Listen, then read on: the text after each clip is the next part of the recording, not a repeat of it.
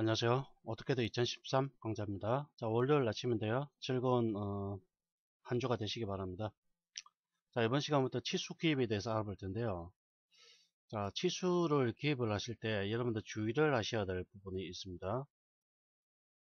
우리가 흔히 치수를 기입할 때, 그러니까 뭐 올바른 치수 기입이다 또는 뭐 어떤 바른 치수 기입이다 이렇게 얘기를 하는데요. 몇 가지 주의점이라고 생각하시면 되겠습니다. 도면은 설계자보다는 설계자가, 그러니까 우리가 도면을 작도를 한다는 얘기는 설계자가 작도를 하는 거죠. 또는 제도를 하는 겁니다. 하지만 비록 설계자가 제도 또는 작도를 하는 것이겠지만 실제로 이 설계 도면을 보는 사람은 누굽니까? 설계 도면을 이용해서 제품을 가공하는 사람은 누구죠? 즉 현장에 있는 가공자가 되겠죠. 즉 현장에서 뭐 기계 같으면은 뭐 NC라든지 또는 용접이라든지 판금이라든지 이런 여러 가지 어, 그 기능들을 이용해서 실제 제품을 만들어야 됩니다. 근데 도면을 본다는 얘기는 현장에 있는 사람이 보는 겁니다. 그래서 물론 건축도 마찬가지죠. 건축 도면도 건축 도면 설계를 완료한 이후에 그것을 실제 시공자가 봐야 됩니다. 설계자가 보는 게 아니라는 얘기입니다. 그래서 도면을 설계를 할 때는 반드시 설계자가 주가 되는 게 아니라 설계자가 주가 되는 게 아니라 가공자 또는 시공자가 주가 되어야 한다는 거 반드시 기억하셔야 되고요. 그리고 가공자나 시공자가 주가 되어야 되기 때문에 현장에서 작업을 담당하는 사람이 작업을 담당하는 자가 알 수 있어야 됩니다. 도면을 해독할 수 있어야 되죠. 아시겠죠? 이 현장에서 작업을 하시는 분이 도면을 해독을 못한다고 한다면은 그 제품을 만들 수가 없는 것이겠죠. 그리고 도면을 해독하는 데 있어서도 반드시 알기 쉬워야 됩니다. 알기 쉬워야 하고 보기가 쉬워야 됩니다.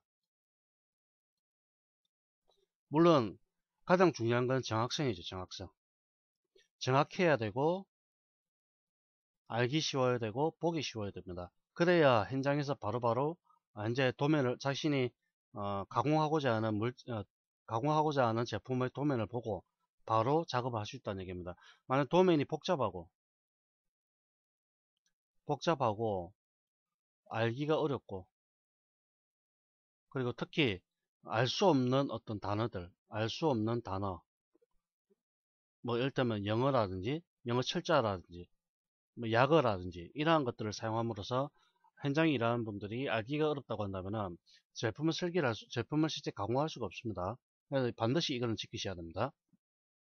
이런 그래서 현장에서 알기 쉽게 하기 위해서 반드시 지켜야 할 몇 가지 원칙이 있습니다. 첫 번째, 전체적인 도면의 균형이 맞아야 됩니다. 전체적인 도면의 균형 유지. 자, 왼쪽의 제가 작도라는 거 보면요. 현재 이게 A3 사이즈입니다. A3 사이즈인데, 물체는 이렇게 약간 작게 그려놓고 치수를 입력하는 데 있어서 이렇게 길게 이런 식으로 뽑아버렸다. 길게 바깥쪽으로 이렇게 나타나도록 이런 식으로 아주 너무 크게 나타났고 글자도 치수 문자도 입력하는 데 있어서 아주 보이지 않을 정도로 이렇게 아주 작게 이런 식으로 보이지 않을 정도로 이렇게 입력이 됐다. 그러면은 이 도면은 가공자가 설계자는 알 수 있지만 가공자가 이 도면을 보는 데서 상당히 문제가 발생하겠죠. 그래서 전체적인 어떤 물체의 외형의 크기와 비례해서 글자 크기 글자 크기도 이런 식으로 약간 커야 알기 쉽다는 얘기입니다. 이것뿐만 아니라 치수선, 치수 보조선 이런 것들도 정확하게 작도를 해야겠죠. 두 번째, 어, 도면에서는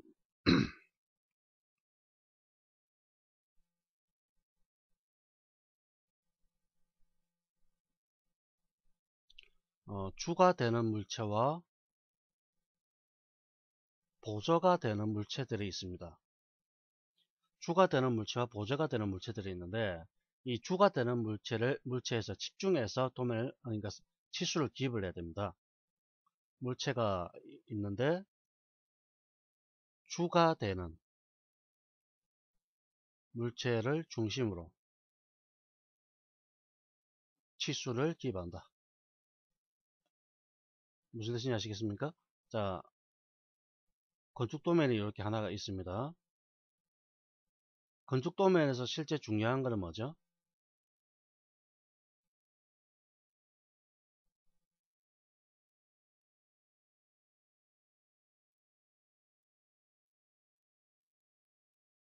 동선이죠, 동선.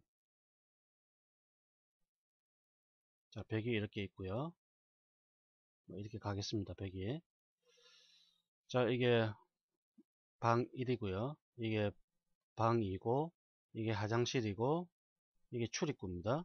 네, 그 창문들이 이렇게 나와 있고요. 창문이 뚫려 있습니다. 건축 도면에서 중요한 거는 뭡니까? 동선이죠, 동선. 그 동선 안에 방이라고 한다면은 뭐 방에 해당되는 뭐 침대라든지 가구라든지 소품들이 들어가고, 방이라고 한다면 역시 침대, 그다음에 뭐 이런 것도 들어가고, 이게 화장실이 있으니까 옆에 이쯤에 좀 이상하긴 한데, 하여튼 여기 뭐 부엌이 있다고 치고요. 부엌이 이렇게 있고, 여기에 입구, 그죠? 그럼 부엌이면 부엌에 해당되는 싱크대 이렇게 뭐 놓을 것이고 만들어집니다. 그러면은 도면에서 일단 제일 중요한 건 동선입니다. 동선. 동선이 어떻게 되는가 그걸 일단 먼저 봐야 되고요. 두 번째, 구조입니다. 구조. 벽의 두께라든지 외벽의 두께, 내벽의 두께, 그리고 방의 위치 이런 것들인데, 여기서 가장 중요한 건 동선이기 때문에 동선을 위주로 해서 치수를 기입하고, 그럼 각각의 내부에 들어가는 각각의 어떤 방이라든지 화장실이라든지 탕비실이라든지 이런 여러 가지 요소들이 있는데, 그런 요소들은 부가적인 것이기 때문에 일단 동선을 기준으로 해서 정확한 값으로 치수를 만들어야 된다는 얘기입니다. 그러면 세 번째, 원점을 정확하게 지정.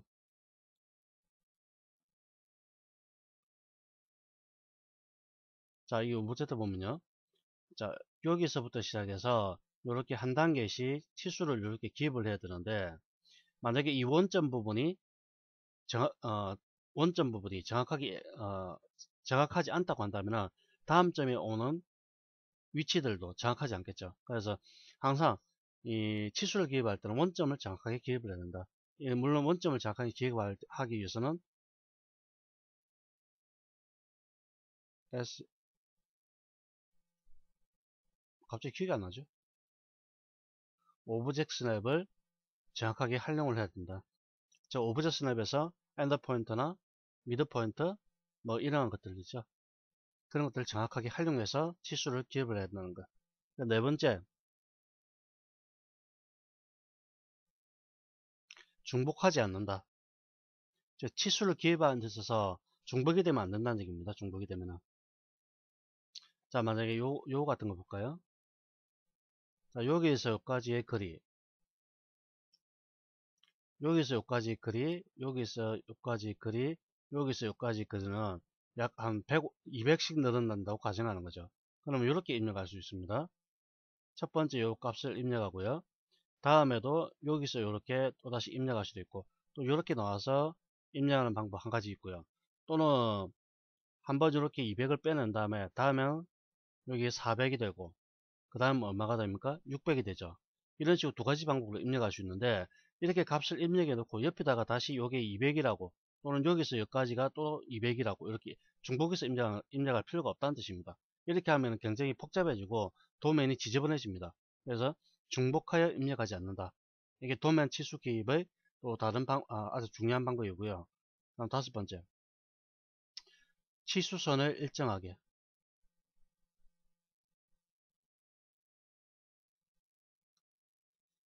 자, 치수선이죠. 치수선을 입력하는 데 있어서 자, 이렇게 올라옵니다.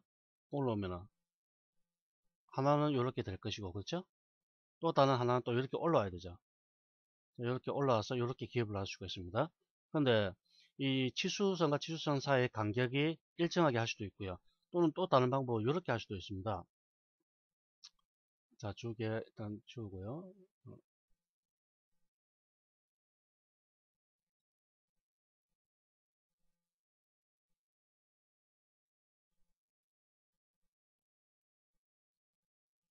주기가 너무 적으니까 지우기가 귀찮네요.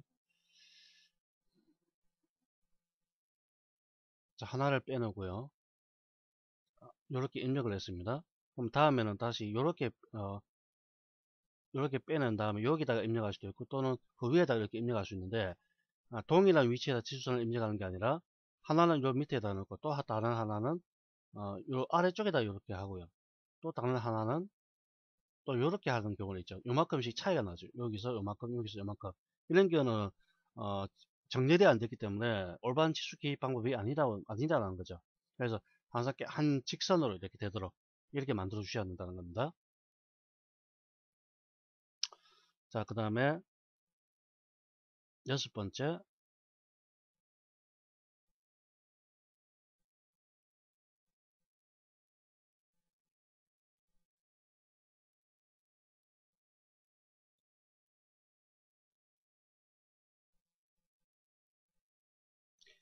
치수를 기입할 때는 반드시라기보다는 가능한 보조 치수선을 이용하셔야 됩니다. 즉, 치수를 기입할 때 치수 보조선을 이용하지 않고 치수를 기입하는 경우가 있습니다. 예를 들면은 현재 요 같은 경우에 여기서 이렇게 빼서 이렇게 치수 보조선을 빼서 치수를 입력할 수 있겠죠. 그런데 간혹 가다가 요 선 있죠, 중심선을 이용해서 이렇게 입력하는 경우가 있습니다. 이렇게 이런 식으로 중심선을 치수 보조선으로 가정하고 이런 식으로 입력하는 경우가 있습니다. 이런 경우에는 역시 중심선과 치수 보조선이 겹치기 때문에 좋은 어떤 치수 입력 방법은 아니란 얘기입니다.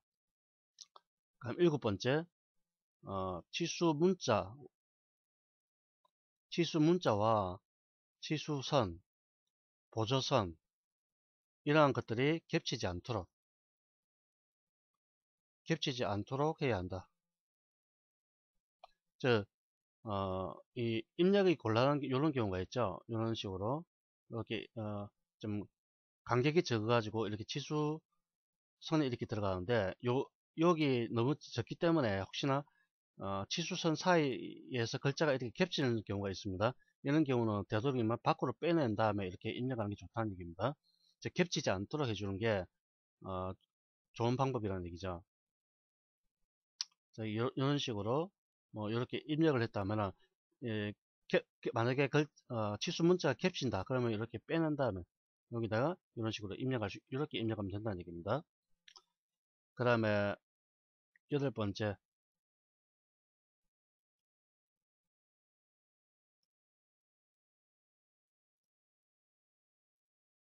계산이 필요하지 않도록 한다. 도면은 현장에 있는 분들이 바로 도면을 보고 해독한 다음에 바로 가공을 해야 됩니다. 그런데 도면에서 택도 없이 이런 경우가 있습니다. 계산을 하도록 만들어야 되는 경우가 있죠. 어, 요거는 정확한 표기 방법입니다. 근데 제가 예시를 드는 겁니다. 파이 5 다시 2 뭐 이런 식으로 입력한 경우가 있습니다. 이거는 파이 5짜리를 곱하기 또는 두 개를 만들어라 이런 뜻인데, 이걸 갖다가 파이 5를 갖다가 뭐 이렇게 하는 그 이상한 인간들이 있는데요. 뭐 10 나누기 2 이런 식으로 입력을 했다. 이게 정확한 물론 있는 것도 없기는 하지만 이런 식으로 입력하는 경우가 정신 나간 자들이 한 번씩 있기는 있습니다. 그러면 계산을 해야 되죠. 물론 복잡한 계산은 아니지만 이렇게 해놓으면은 가공하는 사람 미칩니다. 또 복잡하게 무슨 루트를 쓰고 이승에다가 곱하기 무슨 뭐 어, 2분의 1 이런 식으로 계산 공식을 입력해뒀다. 그럼 이건 돌아버리죠. 이렇게 하면 안 된다는 얘기입니다. 계산이 필요하지 않도록 정확한 값을 이런 식으로 입력을 해 주셔야 됩니다. 자, 아시겠죠? 도면을 작동하는 데 있어서 또는 설계를 하는 데 있어서 몇 가지 기본 원칙입니다. 전체적인 도면의 균형을 유지해야 된다. 도면에서는 주가 되는 곳에 고가, 보조가 되는 어떤 물체가 있는데 주가 되는 물체를 중심으로 치수를 기입한다. 세 번째, 원점을 정확하게 정해야 된다. 즉, 오브젝트 스냅을 이용해서 정확하게 이렇게 타겟팅을 해야 된다. 그 뜻입니다. 네 번째, 중복하지 않는다. 치수를 기입하는 데서 중복이 되면 안 된다는 얘기입니다. 다섯 번째, 치수선을 일정하게 유지해야 된다. 치수선을 일정하게 유지를 해야 된다. 그다음 여섯 번째, 치수는 보조 치수선을 이용한다. 자, 이렇게 했죠. 아까 중심선에서 이렇게 특정한 중심선이나 또는 외백선을 이렇게 이용해서 입력하는 것은 옳지 않다는 얘기입니다. 물론 이렇게 입력할 수도 있습니다. 경우에 따라서는. 일단 경우라는 것은 복잡할 경우, 도면이 복잡할 경우 이렇게 입력할 수도 있는데 가능한 이렇게 입력하지 않는다는 얘기입니다. 일곱 번째, 치수 문자와 치수선, 치수 보조선들이 겹치지 않도록 주의를 한다. 그 다음에 여덟 번째, 계산이 필요하지 않도록 도면을 작동한다. 자, 이렇게 정리를 했는데요.